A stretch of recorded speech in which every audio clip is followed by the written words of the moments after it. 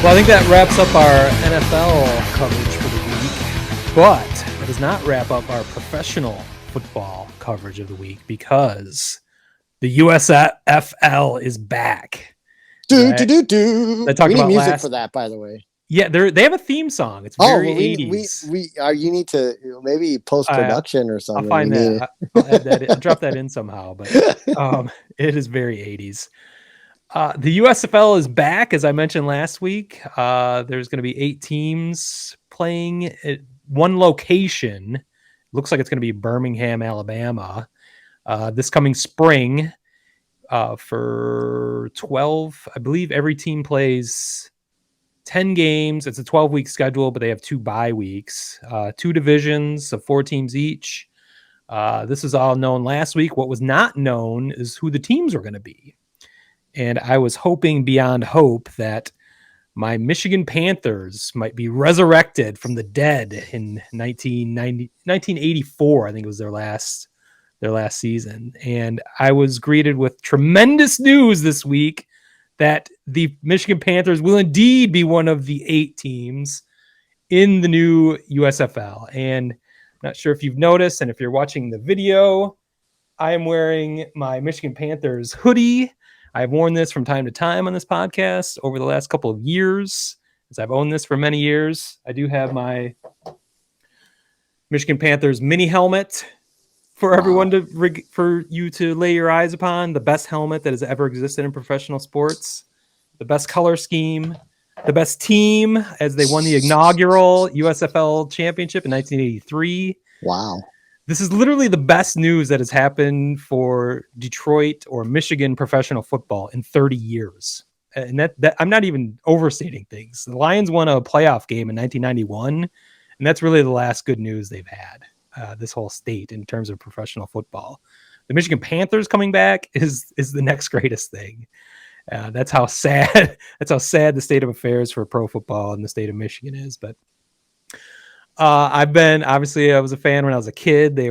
I was 10 years old when they won their championship.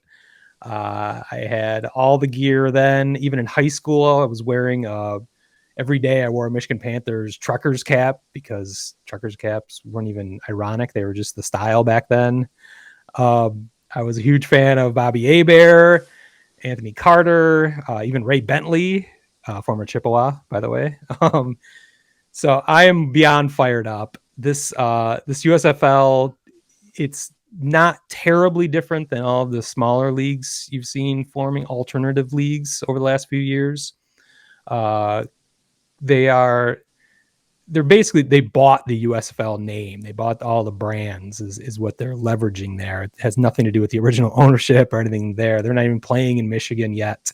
That seems to be the first year they're going to be playing in Birmingham, and then they're going to discuss actually going to the states and cities where they are all associated. So we'll see how that plays out. I think they have a better shot than any of these alternative leagues that have come and gone, just because Fox is the owner. They are the principal owner, and they obviously have a television platform to show this.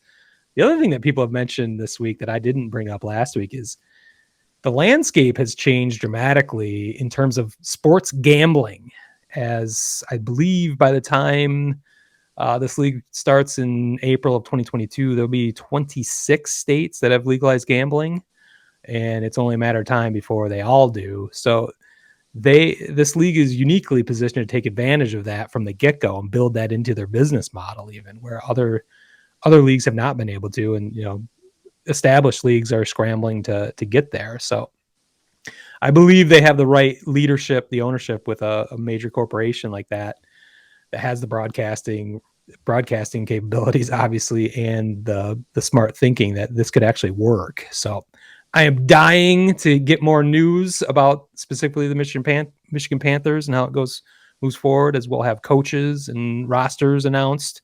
Logos were revealed this week beyond all the team names that are coming back. And they basically took the old Panthers logo and kind of gave it an update. You could see how they used the old logo as a template, but it was a very 80s logo if you look at the original. a little bit dated, and they basically took that similar design and just sort of cleaned it up and made it into a modern version of that, which they did with the other 7 teams as well. So I'm such a dork that I did design my own Michigan Panthers logo earlier this year, just randomly. I had heard the USFL might be coming back, so it popped into my head that the Panthers might be coming back. And I have to say, I do like my own Panthers logo better.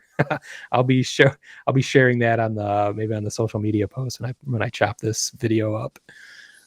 You can decide whether you like it or not. But so that is the USFL news of the week.